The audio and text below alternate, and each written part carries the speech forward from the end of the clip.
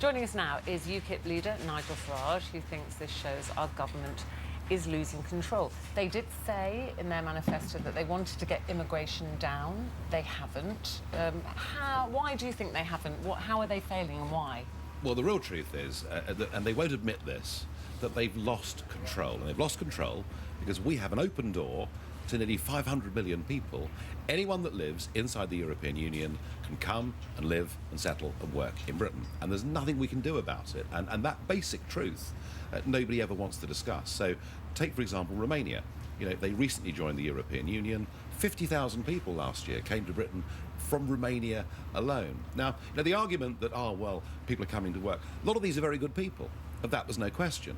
But most people that come, frankly, haven't got skills to bring, are driving down wages for ordinary people, and I'm sure there are people watching this programme now really worried. Are they going to get their kids into primary school next year? You know, 2 out of 5 primary schools face a crisis next year. You say they haven't got skills, Nigel. I mean, what skills are you looking for? Some of these people are very skilled. We're learning. When we see them in interviews on the news programmes, yeah. A lot of these migrants who are making their way here.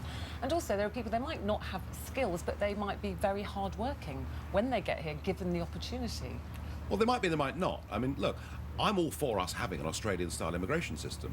You know, if brain surgeons and doctors and people who've got skills that we need want to come to Britain, they haven't got criminal records, they bring their own health insurance, I'm for Australian-style immigration. Through the point system, you want? Through a point system. But you can't have that as members of the European Union, where there's an open door, as I say, to 500 million people. And I think what's going to happen is people's frustration about lack of school places, about lack of housing, about the health service under massive pressure with an increasing population. I think in the end, what Mr Cameron has to do, if he's going to renegotiate our EU membership, the question of open borders has to be at the heart of it.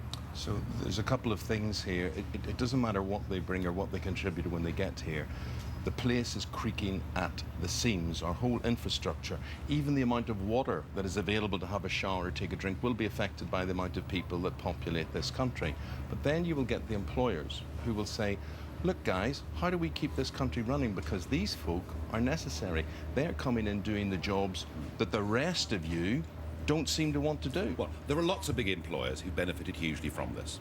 They have got access to cheap labour, all right? Mm-hmm. And they've, in many cases, priced British people out of work, and for those that go on working, they've driven down their wages. I don't buy this argument that all young British people are lazy, useless and feckless. Yeah. Some are, but actually there's a lot of people out there desperate for work who are struggling. Do you know what? We can go around and we can debate all this in the preamble to the election. It was all there. Here's the thing I've noticed.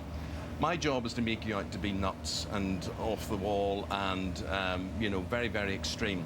But now I'm looking at the other political parties and they are picking up UKIP taglines and policies. Now, are you all extreme now? What's happening? Or do you all realise and notice that what is happening, the migration from Afghanistan, Libya, Syria, North Africa, is now so bad that everybody has to be joined up on this? You know, I first started talking about this 10 years ago. 10 years ago, I said, we cannot have an open door, we must control the numbers. And you're right, I was called all the names under the sun for daring to do so.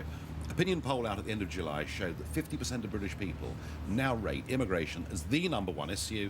So I've heard Liz Kendall, for example, one of the Labour leadership candidates, saying we should have an Australian-style point system. I hear the Prime Minister saying we must crack down on migrant benefits. So where does that put you? Do you begin to agree with them, or do you move further to the right? No, I don't. This is not about right and left. Controlling your borders and looking after your own people first is not right-wing or left-wing. It's actually plain common sense, and it's what the government really ought to be doing.